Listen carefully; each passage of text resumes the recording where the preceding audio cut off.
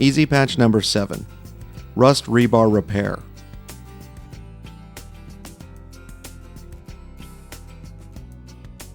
Pool Rebar Sealer. This kit also has a cement bonder included. Just add the dry powder mix into a bucket. Put the liquid bonder in and add water. If you use half of the dry mix, just add half of the enclosed liquid acrylic bonder, then add water. For repairing on the walls of the pool, add less water and make into the consistency of mashed potatoes.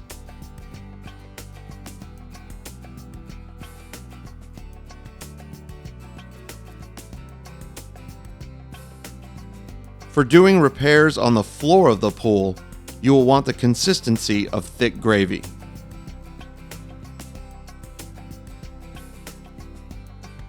Here's a rust spot that we're using an electric chipper on. You can hammer and chisel it, of course. No need to saw cut unless you prefer doing that. Now we have it down, there's the exposed rebar. We're going to chip an inch underneath it.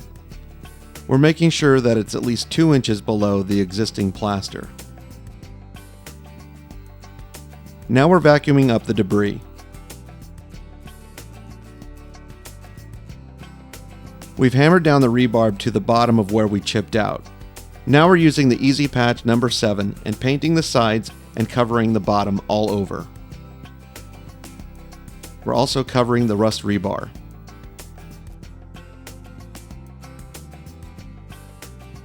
Now we didn't cut out the rebar. You can cut out the rebar if you like, with a metal cutting blade, but it throws metal filings all over, and if you miss one of them, well then you're in trouble. It's going to leave a rust mark. You'll want to clean up the debris right away. With our product, you do not have to cut the rusty rebar steel. Now we're pouring in and filling in the void with the Easy Patch number 7.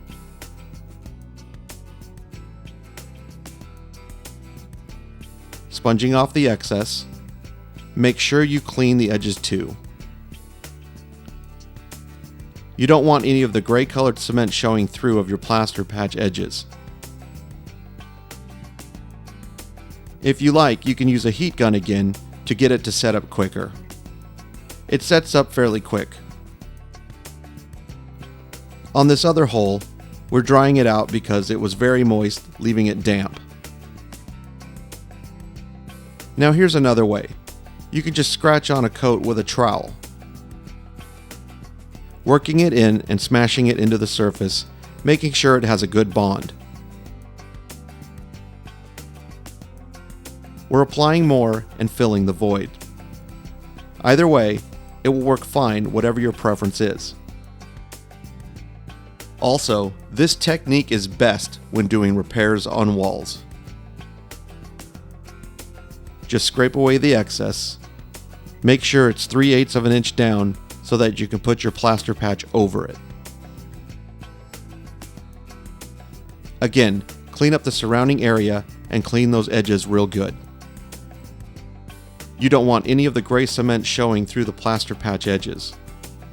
Now we're dabbing it down, packing it down, and making sure that there are no air voids. It's important to continue cleaning your sponge as you're doing the repair, or you're just making more work for yourself.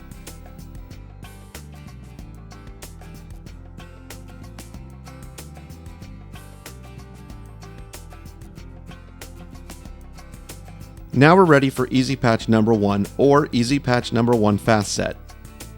Apply the mixture and trowel.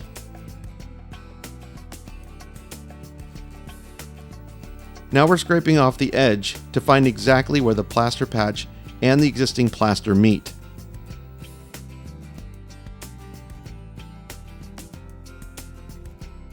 Sponging the edge will show exactly where they meet. Working our way to the edge. Now we're scraping to find the edge again.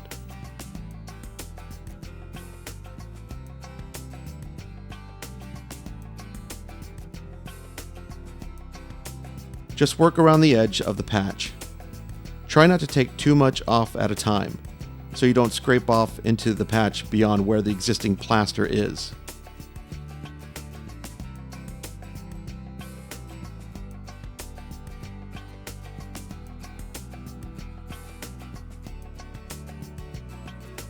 Now trowel the patch flat.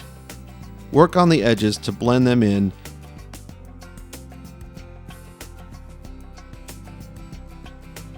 The edge is set up quicker than the middle.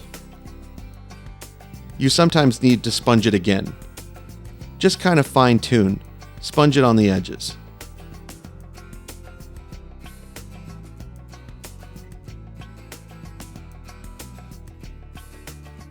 Let it set up a little bit and then hit it with the trowel again.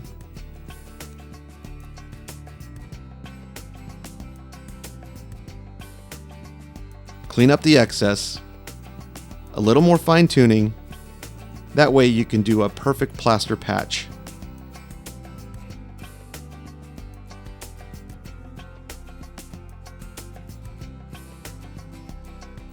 Again, this plaster will match the existing plaster surface given a little time to get the calcium buildup and whatever staining that the plaster has over a period of time.